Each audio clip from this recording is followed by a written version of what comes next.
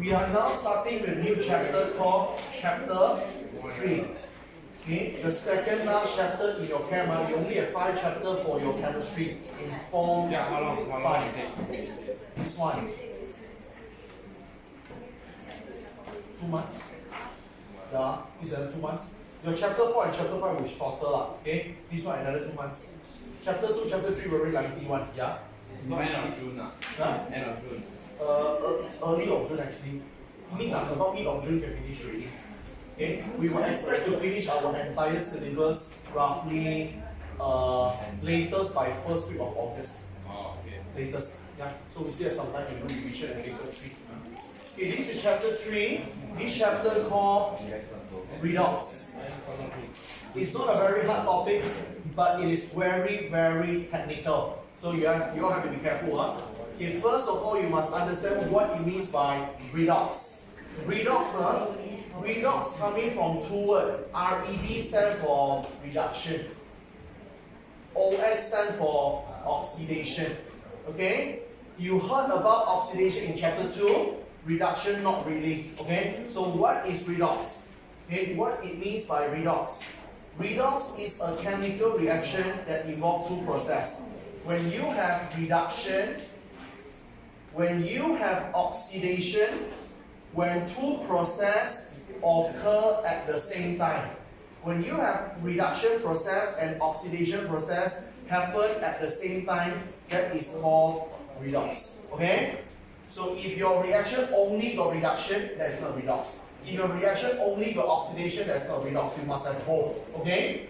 So now, you all must know reduction and oxidation can be determined using 4 methods. You have 4 different methods in order to determine oxidation and reduction. And we will go through 2 methods today. Okay, we try to go through 2 methods today quickly. Okay? So there are 4 methods to determine oxidation and also reduction. Okay, let me show you the 4 methods. You might feel a bit awkward when you first started, but you'll be fine. This is oxidation and this is reduction.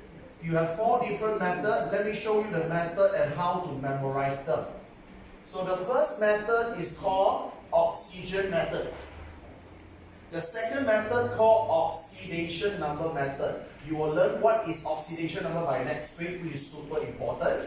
After that, you have to learn something called hydrogen method, and the last one is called electron method. So there are total 4 methods out there for you to judge whether a process is oxidation or reduction. Okay? So how to memorize? Okay, there are many ways, but my way to memorize is this. I look at the first letter.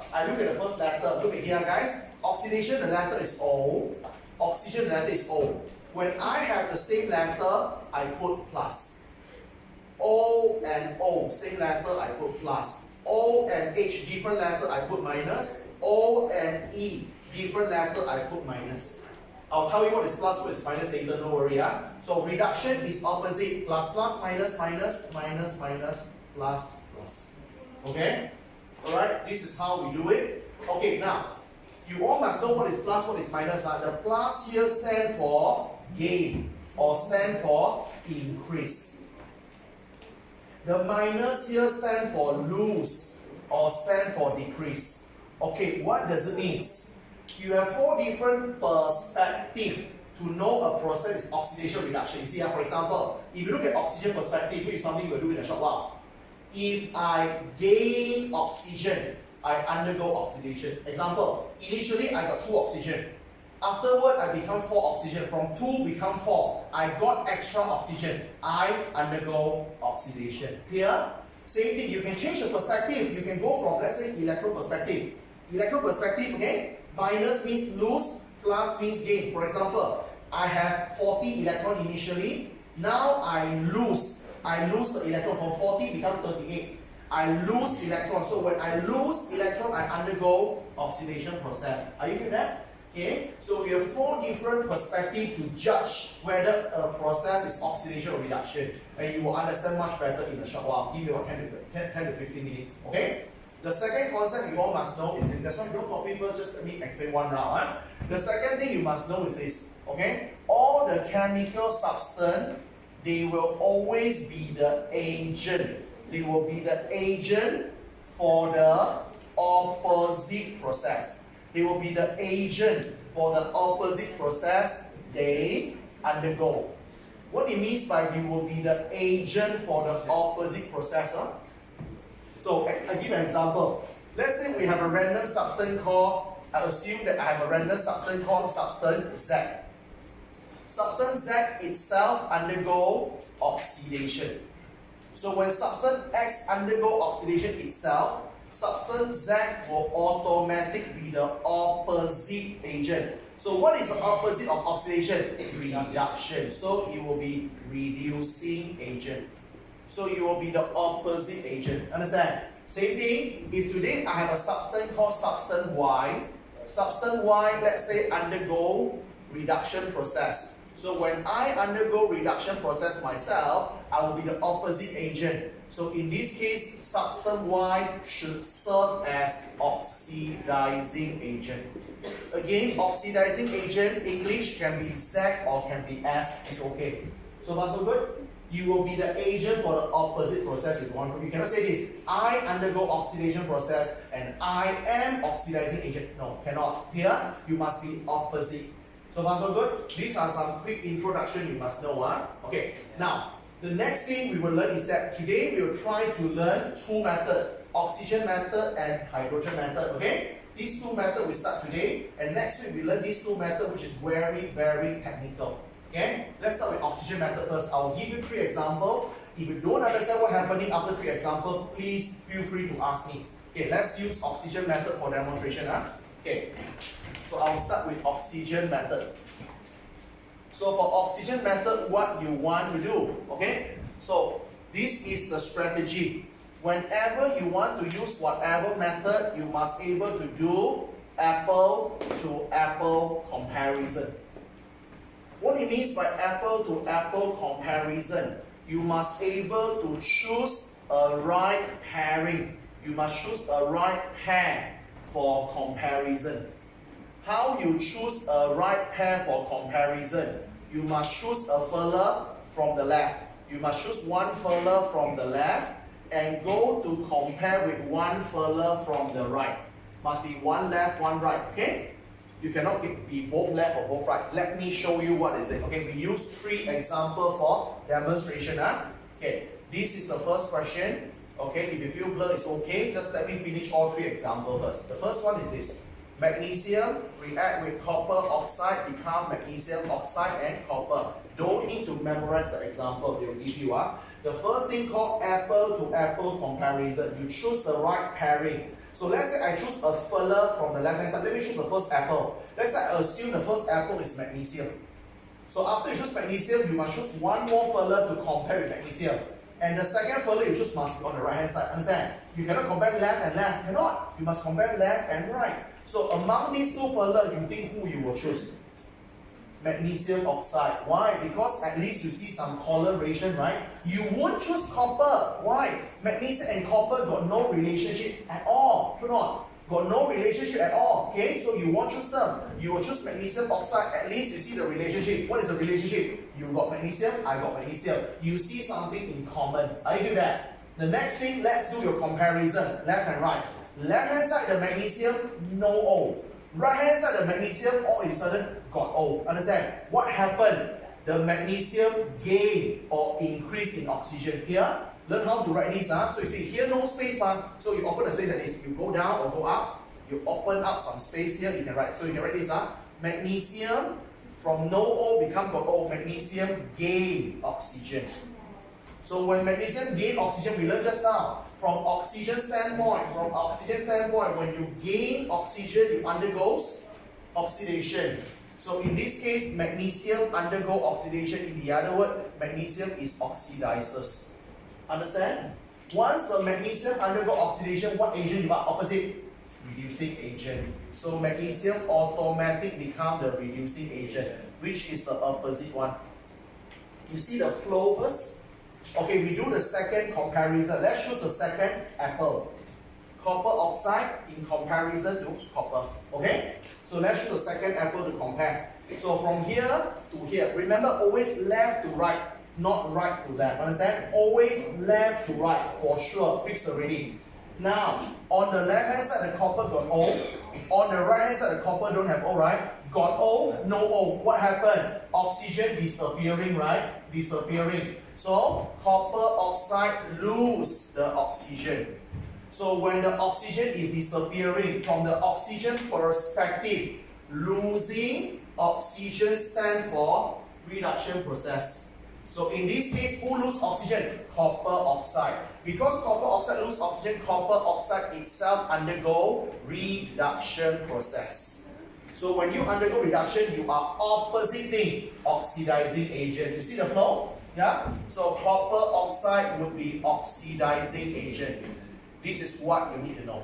Because in this chapter, for the next 1.5 to 2 months, every single class will be bombarded with 4 questions. Okay, who undergo oxidation? Who undergo reduction? Who is oxidizing agent? Who is reducing agent? The whole question, the whole chapter keep asking you these 4 questions only. Yeah? So you must know how to do that. Okay guys, the final conclusion. Can I call this reaction a redox? Can I call it a redox? I think so, because got oxidation, got reduction. So when I have oxidation, reduction happen concurrently, this is a redox. Understand? Is there any case where only one reaction? Yeah, it is. I'll show you guys later. Okay? So far this one okay? Come. Alright, later I'll show you the case. Sometimes only one process happening. We will learn later. Huh? Okay, example number 2. What happens if we do this? Okay? Let me make it a little bit trickier. So let's say we have a carbon. We have a carbon. The carbon is reacting with carbon dioxide, and then it becomes carbon monoxide. Let's say. So same thing, what you're going to do is that, let's balance the equation first. 1 and 2 carbon, I put a 2 here, oxygen 2, settle. Okay, now let's do something as usual, which is choosing the apple for comparison. I always start my selection from the left. So left hand side, I got 2 people, I choose anyone to start, I choose carbon.